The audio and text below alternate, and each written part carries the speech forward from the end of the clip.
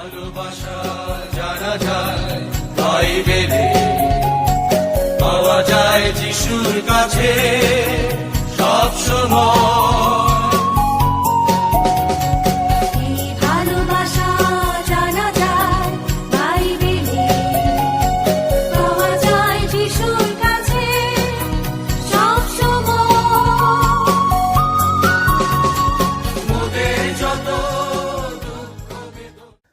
প্রিয় শ্রোতা বন্ধু, প্রভু যিশুর নামে খ্রিস্টীয় শুভেচ্ছা জানাই।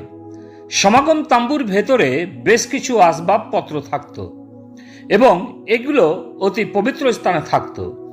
যাত্রা পুস্তক 40 অধ্যায় 4-5 পদে লেখা আছে, পরে মেজ ভেতরে আনিয়া তাহার উপরে সাজাইবার দ্রব্য সাজাইয়া রাখিবে এবং দীপবৃক্ষ ভেতরে আনিয়া তাহার দীপ প্রদীপ সকল জ্বালিয়া দেবে, আর স্বর্ণময় ধূপবেদী সাক্ষ্য সিন্ধুকের সম্মুখে রাখিবে এবং আবাসদ্বারের পর্দা টাঙাইবে।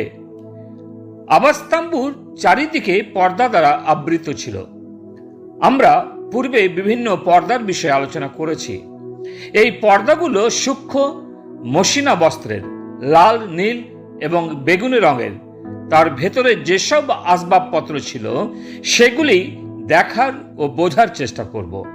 প্রথমত দর্শন রুটির মেজ, দ্বিতীয়ত দীপবৃক্ষ, তৃতীয় স্বর্ণময় ধূপবেদী।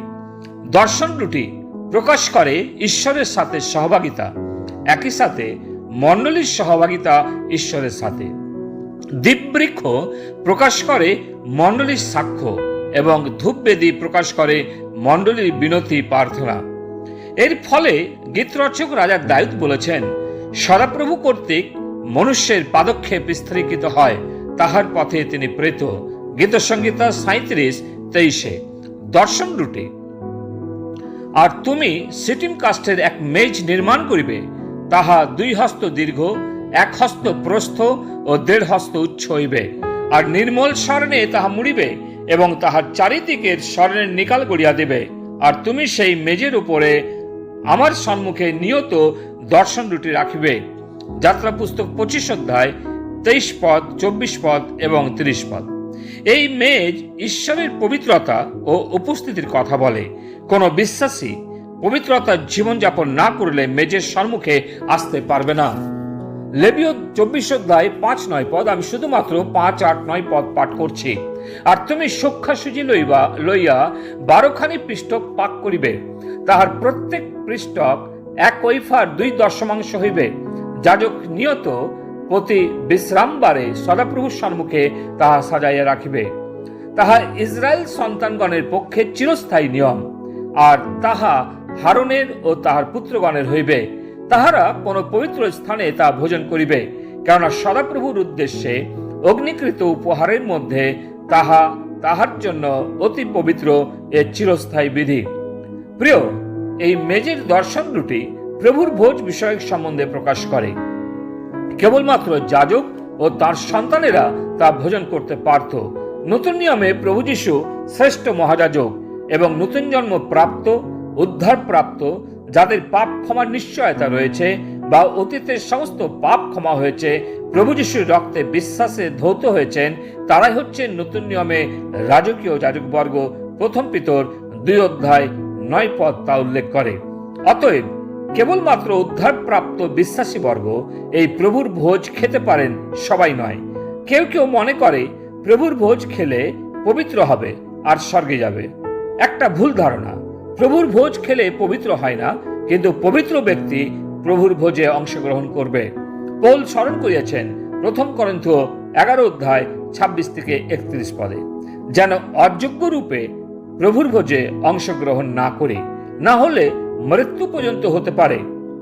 এটা যে শুধু পুরাতন নিয়মের ঘটত তা নয়, কিন্তু নতুন নিয়মেও একই নিয়ম বলবৎ আছে।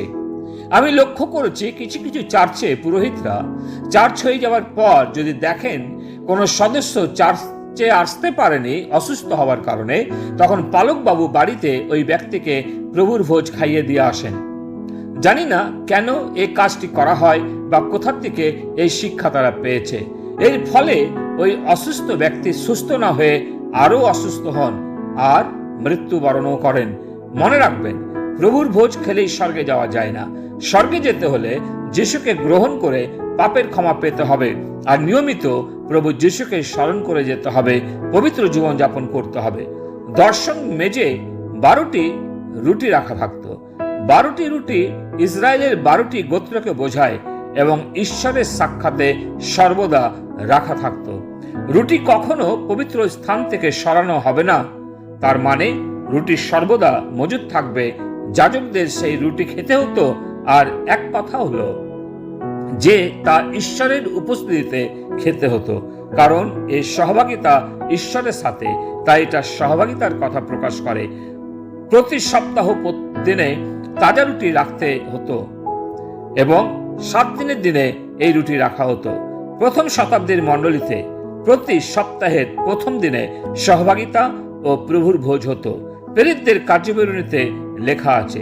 ত্রোয়াতে দেখি সপ্তাহের প্রথম দিনে রুটি ভাঙার সহভাগিতায় খ্রিস্টের মৃত্যু, পুনরুত্থান ও দ্বিতীয় আগমনকে স্মরণ করা হয় এবং খ্রিস্টের সাথে মিলিত হবার প্রস্তুতি নেওয়া হয়, যা প্রেরিত তার 20 অধ্যায় 7 পদে আমরা পাঠ করি।